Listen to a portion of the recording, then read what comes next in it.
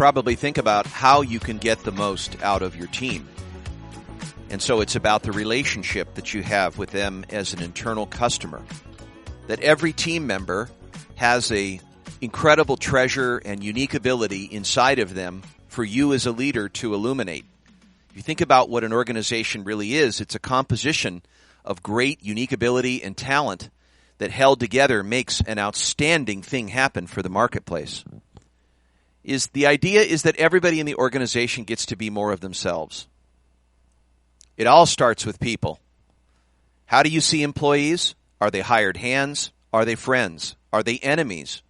Are they family? I recommend that you see employees on the basis of admiration. And that means that you treat every other as a legitimate other. As a human being, they come with a full package. They have an emotional self. They have a mental side. They have a spiritual side. They have a deep well inside of them that makes heart and meaning out of things, out of ideas.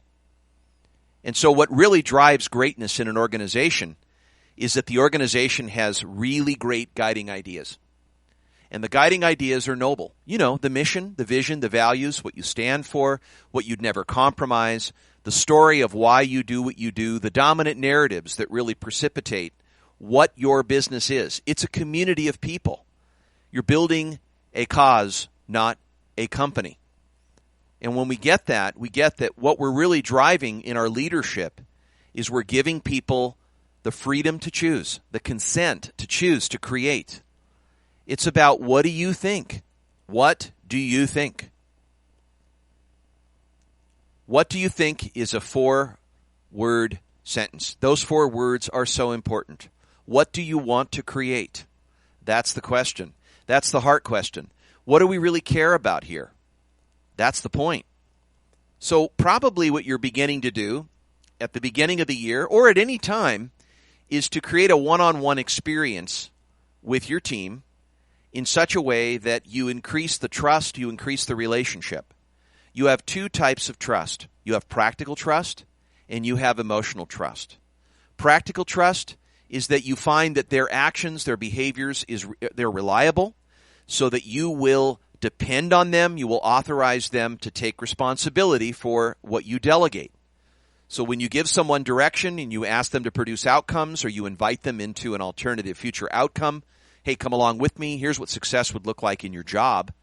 What you're doing is you're inviting them, you're not dictating them, and you're inviting them on a great challenge. Because what people are really hungry for, why they do conscientious work, is they love the noble ideas of the organization. They want to understand where the ship is going, what you want to create, and your risk factor is you may not get them to buy in. You may not get them to come along and commit and enroll in what you're trying to do.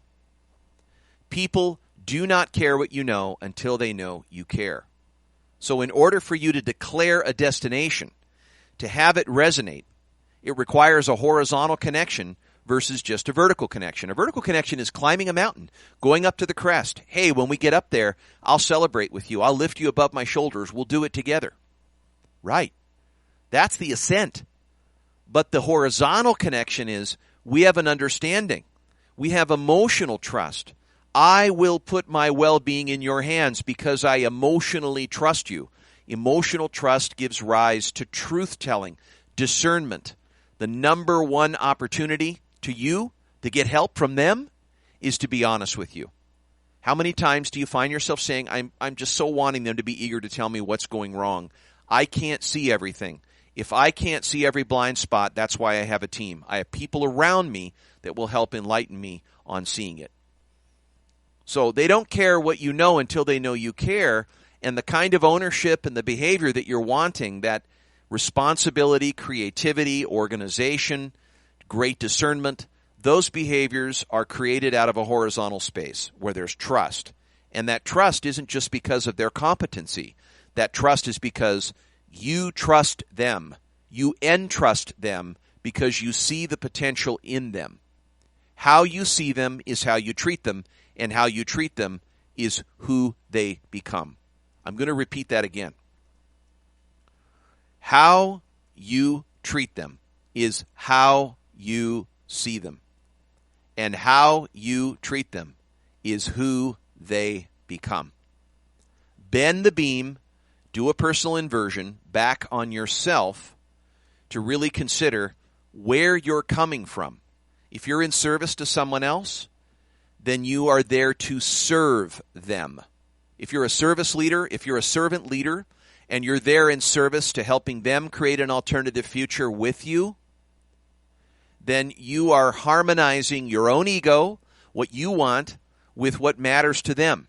And if it doesn't matter to them, well, that's the heart of the matter. If they don't give a shit, then what do you have to count on them for? Because give-a-shitism is the key ingredient. But how we get it is the one-on-one meeting structure by understanding them. And rather than having performance reviews, we have CDCs, career development conversations. We have never-ending interviews that illuminate that person in their desired vision, direction, and their self-knowledge. The most important weapon of a leader is the self-knowledge piece. Knowing the limitations they have is probably their greatest strength. Knowing their own vulnerabilities, understanding where they shine in the fullness of their potential, gives them an opportunity to self-allocate. Self-allocating means how are you going to purpose your unique ability to get where we're going? The unique ability has three components. It has passion, which means natural, born energy for doing something. It has usefulness. It has great value for the relationship with another, a customer, you, your company.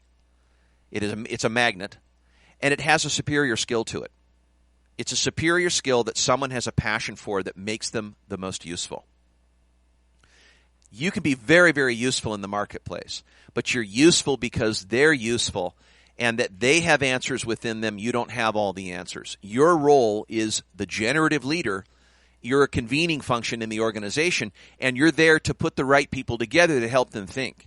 So if they come to you and ask you for all the answers, the response is, I don't have all the answers, but I know we have it within us. I think we can pull it out. I know we can think this through. You have all the team IQ. If the team IQ is lower than the individual IQ, what are we doing? Let's make the team IQ higher. So you build it. You build it like an orchestra. The one-on-one structure is your one-on-one relationship and development plan with each individual, key individual leader. And so the purpose of the CDC, the career development conversation, is to listen to what motivates, fascinates, and engages the individual the most and aligns the energy with the vision that you want to create. Now, they may have different attitudes towards the vision, so we're going to talk about that. We're going to talk about the attitudes towards the vision. Not everyone is going to be a diehard and a mobilizer. There are teachers, there are skeptics, there are blockers, there are climbers in your organization with different dispositions about what you want. But the point is you give them a choice. Your role is to confront their freedom. So it's not about, let me tell you what I want to do and have you command and comply. Or I have answers for you and you don't. The minute you say, I know something, I see reality, you don't, you're commanding obedience. And rather than conserve domination and submit, we're not doing parenting. We're doing partnering. So the question is, how would we talk about a career development conversation as partners? It's about choice. It's not about circumstances. The purpose of this is not how to respond better to the circumstances that someone's presented with. That's problem solving. How are we going to do away with the unwanted things that we don't want? That's demolition. We're talking about development, generative, creative, moving toward, capacity building. What are the conditions for learning? Having a vision, having a place to go that's separate than what we already know. So we have to develop the capacity to get there. How do we learn it? We do it. We do it. There is no better way to learn than to follow the pattern between where you are and where you want to be. That's how we learn. That's how we make relevant learning acquisitions. We acquire learning and resources on behalf of creating something we want to do. The motivator is the outcome. So what is it in this person that they want to create? Now let's be clear. The purpose of the career development conversation is not what's in it for you.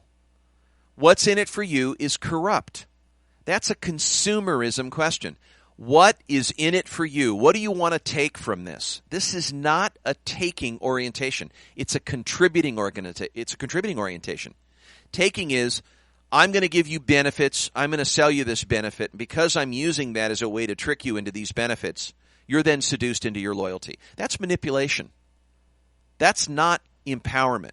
That's not handing someone control of you get to choose, I get to help you understand the reasons why.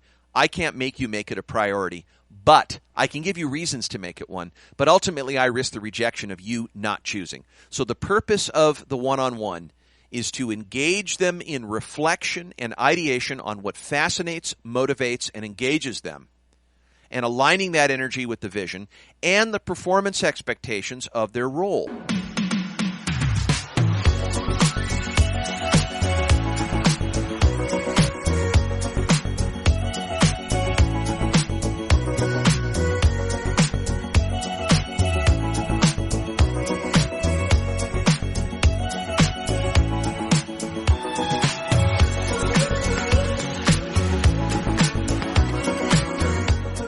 To get where you've designed to go, to make your strategy happen, you're requiring a clear understanding of what the role is needing to be successful. Every role would have 3 to 5 great objectives. They're smart, specific, results-based. They are action-oriented. They're time-bound. They're measurable, specific, measurable, action-oriented, results-based, and time-bound, smart. And that those objectives, once complete, gives them what success would look like in that role. Now, there may be differences between that breadth of work and the current capacity that the person has and the will and the ability to meet those things. And that's a great honesty conversation of what is it that you're asking this role to do, and what is my strength and weakness profile? What is the current reality of what I can and cannot do? What is the willingness that I have to work with what I need to learn and know? What do I need to do in order to become what I want to become here? How do I see myself contributing to the organization? So the objective is, where does this person want to be? And your role is being a generative leader, a great coaching leader that's helping them understand themselves better, their intrinsic desires for the future they seek to create in the organization they want to be a part of and contribute to, and also how they want to be known by the other people in the way that they want to shape their perceptions. That's a great desired state. What's the purpose of your leadership for this time? Where do you want to be? Sometimes I'll ask somebody, if we were on your last day, how do you want people to talk about working with you? That's a eulogy value. That'll get someone out of bed in the morning. If somebody around here were to describe their experience of you having worked with you for 20 years, what would you want them to say about having that relationship with you? That's up to you. Those are choices that you make. So it's about creating. And the objective is positioning your staff person, your teammate, as a great creator. So it's not about things that happen to them and how they're going to work with it. It's about what they want to create on behalf of what they really care about. Now, some of what those people are going to be thinking about, what they think of is, all I can do is command and comply myself to your expectations. Many people will do that. There's lots of good soldiers that will play at that level. That's fine. But it doesn't disqualify you from tapping into that intrinsic reservoir, that spirit that you cannot measure, that we all crave for as a leader. We want that voluntary energy of someone that says, I will, I want to be here, I think I can get there. It's about consent, it's about confidence, and that's what makes you optimistic. And he who understands better that other person can assert value for them and with them. And that kind of value transmutes into great work. The number one quality of great work, conscientiousness. Where does conscientiousness come from? Give-a-shitism. I want to be here. I want to contribute. I truly want to do this. I have psychic salary to do this. It's that energy that you're going for. And if you have it, that's the secret ingredient. Maybe the biggest competitive advantage that you have that knocks out your competitors. Because people that do that, they learn more. They learn faster, they have higher work ethic, better team leadership, better focus under pressure, overall quality output, less mistakes, great comparable past performance, consistency, brand development and reliance because they're consistently doing it the way that it needs to be done to the highest standard. They're committed to being the best in the world because no one wants anything less. So your objective is not to motivate them. Your objective is to create a setting in which inspiration and motivation can rise to the surface. It's a conversation. And the conversation is a fertile hotbed. It's a garden from which, through the reflection and ideation, the person considers some elemental ideas that move them challenge them, inspire them, surprise them, that consciously motivate great work because they truly want what you're talking about. That comes with risk. So you can get the command and compliance. Sure, you have certain compliances and processes, procedures, policies. That's fine. That's all good management. But let's be 80% leadership, 20% management. You want a self-managing company. If I know you, you want people that say we did it for ourselves. They know how to think for the organization. You're giving them the trust and ownership to think through how they're going to get the what that you want. One of the best examples I ever saw of this was watching the documentary on Attack of the Clones with George Lucas. This guy has the longest tenure of all the technology in Hollywood. He's got some of the most successful teams. Why? Because he knows what he wants. He knows the effect. He knows what he wants to choreograph for the audience. But he doesn't know how to get all the technical, tactical stuff for it. So there's these great scenes. They're making Yoda into a digital version. These guys have to bring it from a Frank Oz puppet from the previous films into this digital formula. They're the experts. They're the genius. The magic is in them, but George knows what he's looking for. He knows the bridging between the audience's perceptions and his director's vision of what he wants to create, benchmarked to what they're producing. And that difference between what they're trying for, and man, are they trying and they're willing to get it wrong, and all the successful failures are turning into more trials. They're not taking offense. They're having career development conversations in a very natural and organic way because they're learning to create a vision they want to create together. The spirit of collaboration isn't that they're making all the decisions. They understand who's making the decisions, but they're participating.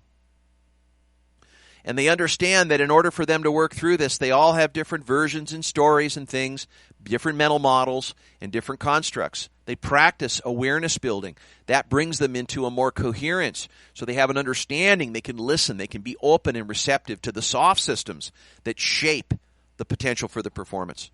This is very powerful. And I recommend that you watch it. And you watch how he enters the room and the dispositions that they have. This is collaboration.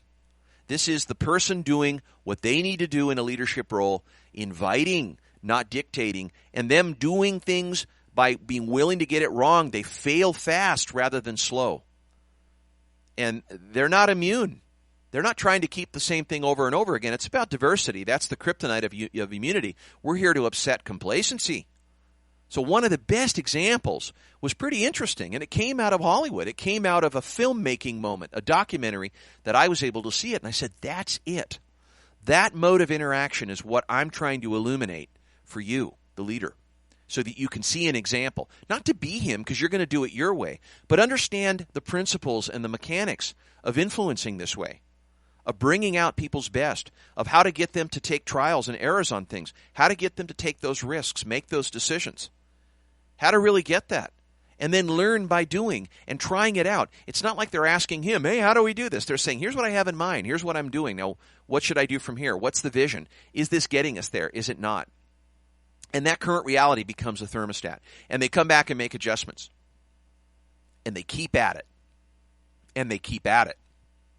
And as they're keeping at it, they're building the capacity and moving closer to the vision. And every one of those decisions is a guess. And as they're getting more information, all George is doing is just confronting a little bit with, have you thought about this? Have you thought about that? That's about as far as it goes. And then he's just getting out their thought process. You know, how'd you get here? How'd you think about it? Where did you go with this? Why do you think this would be useful?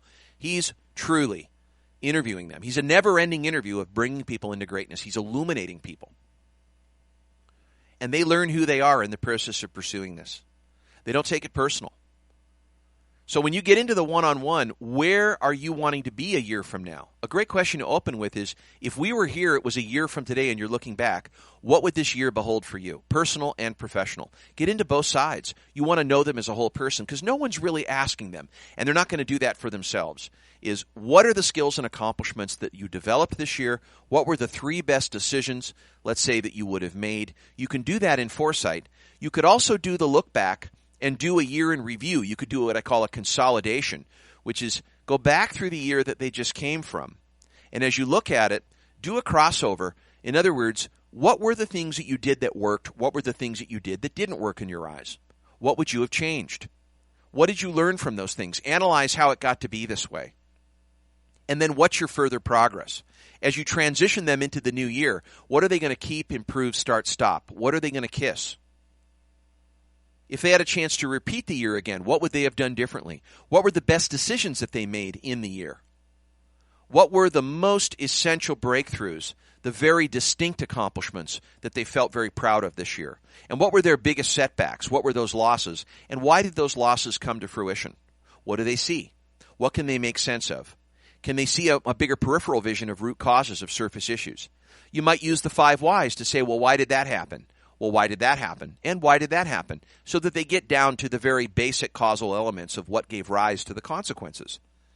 Those reflection questions are so powerful. And the key is, how did things get to be the way they are? If they accomplished a great outcome, how did they get that outcome? Because they're going to build momentum on those new acquired skills and accomplishments.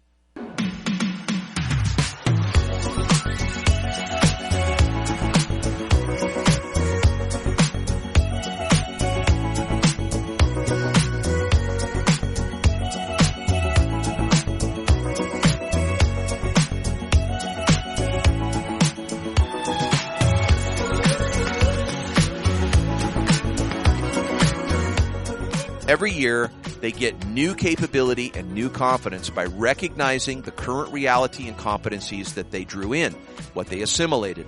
So having a level is so important because it establishes a new leap-off point, a new current reality from which to make use of themselves. Again, self-knowledge is their best weapon. So as they take more courage into more commitments, they get more courageous by pursuing bigger commitments in knowing that capability and confidence that they actually have. It's not braggadocious. It's not conceit. It's not arrogance. It's reality. Be talented to be talented. Knowing where you are, knowing where you want to be. Knowing that they cannot see their own face alone. That the work you're doing to help them see their true face, they can't see it. They can see it in a 2D dimension, a two-dimensional image, but they can't see it. The only way to see ourselves is through another's eyes. A person is a person because of another person. So those reflection questions are really key. What was your biggest regret last year? What was your biggest accomplishment? What was your best challenge? What was your biggest surprise? Reflection is the only way to change one's history. Then what you could start with is now look forward. So what are their 3 to 5 goals that are key to defining their success in their position? This could be part of what you add in, is what would be successful in the role that they have. And this is where their development plan starts. What are those 3 to 5 objectives? And then what do you think they need to learn and know and do to become who they're going to become? Because you're leading people on the basis of doing become, not having and getting. I recommend that you stay away from an entitlement attitude. We want to wash that away. There are no entitlements. You cannot afford them. They cannot afford them. This does not apply. Rights have no meaning when it comes to value creation marketplaces. There's no rights. So if we take those rights away, it just means contributions are always ahead of entitlements. It means that what I have, the experience I have, the skills I have, what I have, does not entitle me to get. Because if I don't use what I have in the doing, then I don't become something that gives me a reward. The having is in the doing. If you did something and you accomplished it last year, you had to have the communication skills to accomplish it. If you did something last year, you had to have the education and training to accomplish that. The having is in the doing. Focus on the doing. Because a person can have all the things and all the bells and whistles, but they don't do anything. That's hallucination. That is sad. But for them to do something with it, that's what's most important, is that they do something and they become something. So what are we going to do to be successful, and who are you going to become? And what do you need to learn and know to accomplish that, so that your role to equip them is to provide them the tools and resources to do so? And then in contrast to pursuing that, your development planning stage starts with, what are your 3 strengths? What are your 3 biggest weaknesses? And what are the steps that we're going to take to delegate or to manage those weaknesses? And what are the steps that we're going to be taking to reinforce those strengths? Now, there's a superior strength we've been talking about. It's called unique ability. This strength is resonance. It's the reason for all relationships. It's probably espoused in their 3 best habits at work, so identify those with them. And look at ways that whatever they're tolerating or putting up with, because they spend their time on other things, If they do A's, they do unique. But if they do B's, C's, and D's, they do things that they're excellent at, but they don't get any energy. They do activities that they're competent at, but they don't get any energy. They're par, they're okay. And they do incompetent things that no matter how hard they try, they don't get any better at, and it inspires dread. The problem with employee enthusiasm, what pulls them down, is they focus all the energy, more than 40%, on the C's and the D's, the competent and the incompetent things. And the tyrannical urgencies of those things undermine, ambush, and outlaw their ability to focus on their A's and B's. So there are factors. If you look at their X factor, it's A. If you look at their Z factor, what puts people to sleep, it's D. It's the thing that they are the least competent at doing, the least energized doing, and the least useful doing. And I'll guarantee you, if you audited their time for a week and you did a distribution and see how they're cutting their time, you'll see the C's and the D's are way too prominent. They're too front stage. They are besieged and they are undermined by these things. So what are they doing to delegate, automate, and eliminate? And this is the beginning of a liberation plan. This is the career development conversation, is how can I help you add by subtracting? How can you be more valuable by subtracting things that you're going to replace yourself with? So the objective is to replace their C's and their D's. So you take all the activities they're doing, you take your C's and their D's, and we find someone else that has an A and a B in those things. So that the standard in your organization is we take on work that we are excited about, we are great at doing, and that we're very useful doing. And if we can make sure that over 60% of the position they do is in that realm, then you don't have to manage them. Because they're going to manage themselves. They're delighted to do the work. They get to do the work. I remember I had an employee, my front desk employee, my director of first impressions, came to my door. She said, JD, can I do your videos? I said, well, you don't normally do my videos. She said, well, I'm excited about doing your videos. I've been working on Adobe Premiere. I'd like to take a try. Would you let me do one? Oh my gosh, I got the video back the next week. It was unbelievable. I never asked her. The following week, she knocked on my door. She said, can I do your videos again? I'm not even asking for help. It's not even an assignment. It's not a job. It's something she feels a calling to do. She's okay to express that's what she wants to do. It's not what I asked for. She's the best video editor I've ever had. She's asking me to do the work. That's passion, uncommon skill, times usefulness. That's the highest point of influence factor. I just got to make sure that more than 60% of her day and her week is work related to those energies. Because the emotions are so high. And those kind of emotions are what create great consequences. That's what brings value. The involvement, the enjoyment, the usefulness, the magnetism. That's where great work is done. So you've got to minimize that.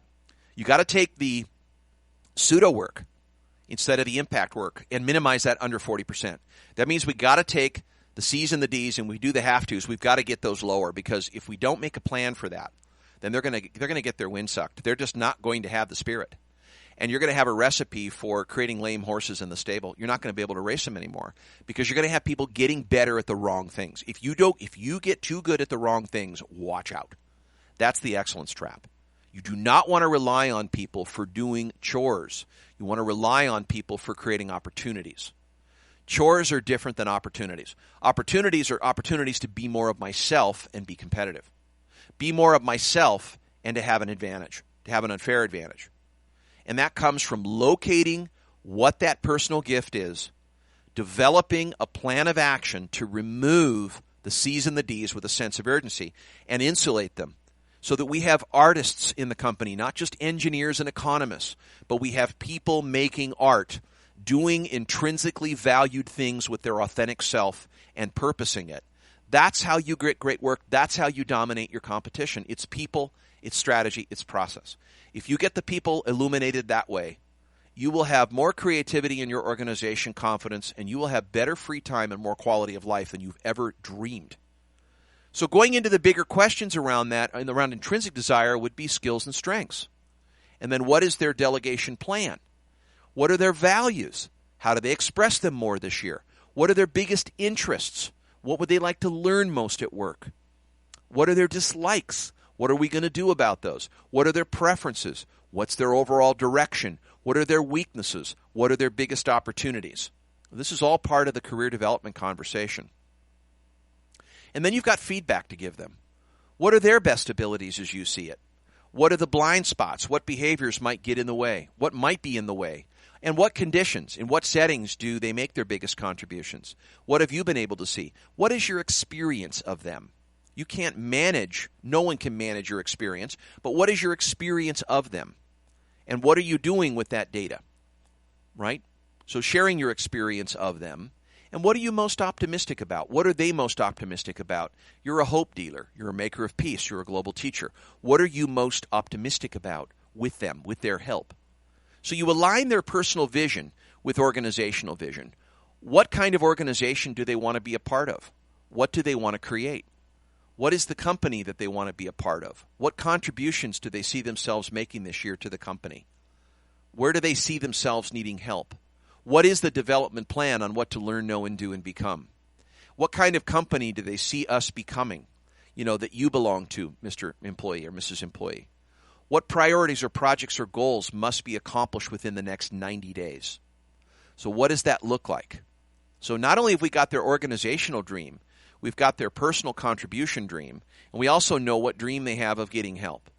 Helping is receiving and giving help. So learning to receive help is a great skill. And I intend to have you invite them to do that they do not need rugged individualism. It's not about holding on to the stuff. It's about making utilization of resources around them. Receiving help means bringing other people into greatness. When we ask for help, we offer a platform of leadership for other people to be contributory. So to be one to learn to receive help is a great invite.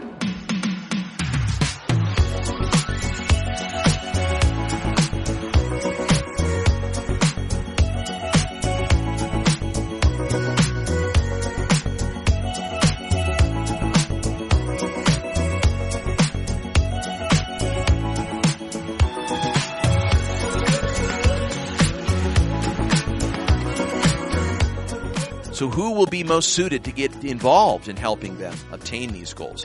Who on their team is going to have the right strengths that's going to be in the A's and B's that will help them offload their C's and D's? And then step 7 is, what is the failure avoidance plan? What's important to discuss? What are the potential impediments, barricades, and distractions that they can develop workarounds for? What are their non-negotiables, for example? What will they need in order for them to be revered and be able to have clear-minded path-making so that they don't get off track? What's their not-to-do list? So we've got to turn potential vulnerabilities into opportunities. That requires critical thinking, because what is in the way is the way. And what are those what-if scenarios, the tyrannies of the urgents, the distractions, and what are their workarounds so that they have a solid failure avoidance plan? So overall, you have a one-on-one meeting structure to develop this development plan. From understanding the consolidation of their year in review, to positioning for the year upcoming, clarifying their role and their most important objectives, building a development plan around focusing their unique ability and strengths, and delegation auditing what they're going to automate, delegate, and eliminate to those other unique abilities around them for unique teamwork, providing them feedback as a great coach as to how they're positioned now, and then aligning their personal vision of the organization they want to create with the rest of everybody else. A shared vision is a coexistence of personal visions. And then what are their priorities and projects that must be accomplished in the next 90 days? Who will be most suited to do the how work? Who will be most suited to do the how to support them? And what's the failure avoidance plan, the no fall-off plan that keeps them resolute and perseverant? And then what's the non-negotiable? What are the not-to-dos to ensure that they stay out of those lanes or stay out of those potential hazards? The things that either drive you crazy or drive them crazy. What are the tolerations that they're going to focus on reducing? Maybe one every 30 days, they're going to stop tolerating something or putting up with something. That frees up energy to focus more in the direction they want to go. And then what's your next step or follow-up? Maybe you run this every 30 days, or you review it every 90 days. You develop a cadence that you want to co-create with them to keep on keeping on with this one-on-one career development plan. Above all, I just leave you with a couple of thoughts, that it really is about knowing what you see and what you can discern, but truly, the relationship you have with them can be fundamental and transformative. Some of the most rewarding relationships will be with how you inspire the emotional trust and practical trust with your teammates, and establish a collaboration, organization of consent, responsibility, discernment, honesty, eagerness, truth-telling. How you get the commitment to the truth is by being skillfully transparent with them about what's true for you, about how you're willing to commit yourself to clear leadership, about describing a no-bullshit truth about your experience and listening to their listening and what their experience is. You don't have all the answers. You have all the questions. You depend on these specialists to get where you want to go. Understand the value of what they are here to bring. Understand the unique ability and personal X factors that you admire. Your quality of life is connected to this team. It's important that they know and value what you value about them and what you think their highest future possibilities can be. The leadership that you're bringing them is the generative leadership of letting them come up with answering their own questions, and that you're there to curiously, compassionately, courageously draw them out to their best self, and then purpose that to the overall great organization you want to build that's part of their eulogy values and yours. Because after it's all said and done, what it's really going to be about is that sense of accomplishment, about going after something and really reaching for something to new heights, about going for that new crest and being there for one another and depending on one another in a way that, well, the outcome is big enough to demand that. And so it's important that you get each other's backs. That's a key piece. Now, if you have a team that's been around in a while, you can start doing this with some of the older team members, some of the ones that have been there a while, and understand if they resist change, you're just going to acknowledge grieving. That they may not be ready for a conversation in this type, which really listens to them and pays attention to illuminating them. They may be used to being a follower in your organization. Maybe you have been doing control, command, and compliance. That's okay. You can always shift and make a threshold change. That we want to become a learning organization. We want to have learning in our organization by having a place to go, a current reality to see where we are in relationship to that, and the conditions for learning by having a theory of action to get there. And we're always refining that. And maybe every quarter you get the whole group together to talk with each other about what they need more of and less of from and for each other, about how to establish that horizontal support of living together in an ecosystem where they're co-creating something and depending on one another, and that they illuminate each other, they know each other through each other, that how they see each other is how they are, and how they are is how they allocate themselves on the basis of practical and emotional trust. Because you can develop a great organization. You can't shrink yourself to greatness, but you can subtract the interference that keeps that performance from coming fully into being. And it comes back to give-a-shitism. How much you give a shit about an alternative future. How much they give a shit about an alternative future. And you'll notice it right away. You'll see it in the way that you're working. Your clients will notice. You'll see in the way people are attacking the work. You'll see it in the way they care about the next email in the next 5 minutes. The way that they conscientiously deliver a conversation. The way that they participate and engage and listen. You'll know in the way that they enjoy and involve themselves in the moment. You'll know that. And you'll know when those people, those diehards and those mobilizers, they will teach the skeptics why it's important. They will teach the teachers to spread the word. They will help the blockers unblock their reasons for being grudging and non-compliant. They will help the intolerants look for possibilities. They will help the 4-minute mile become believable. It's about what a small group of people who really care about something can do. It's not about everybody. It's about inviting them on a great journey, a pilgrimage of learning on behalf of creating something that you cannot not do. Put a man on the moon. Create something that is so noble and so big that it truly gives people's hearts a reason to fight, a reason to say, I am Spartacus. I want to be a part of it. I'm going to go. I'm going to do this because I choose. I commit and I enroll and I involve myself because I want to be here. I show up. I show up. I'm a citizen. I'm not a consumer. I'm a community member, and I want to be part of this. And by doing so, I'm going to enrich my own life by the contributory abilities and skills. And by having my learning and development plans, I'm committed to making those changes because I want to make my workplace a meaningful aspect of balance in my life. I want to make this a place in which I become more of myself. That's it. It's not a place I come and do chores. It's a place I get to be a part of. I don't have to do it. I get to do it. I love the boss that I'm led by. I love the company that I want to be a part of. I like the whole thing. I like the way we do things around here. It's pretty cool. I want to share it with other people. And then all the human capital and all of the employment group, the human capital, the investor group, the client group, they start coming your way because you've started a ruckus. You have got people that are crazy about what you're doing, and they cannot not do it, and you're obscenely profitable because of their contributions, and you just continue to bring in the best and the best people doing things better faster, stronger, bigger as a learning organization that's meant for greatness. And it just scares the pants off the competition because they can't reach you. You're learning faster than they are. And for you to be able to create at that level and yield that kind of culture and be able to yield that kind of spirit behind the work, care and conscientiousness, you just know that you're doing everything possible to become an enjoyable, lucrative, and fun organization.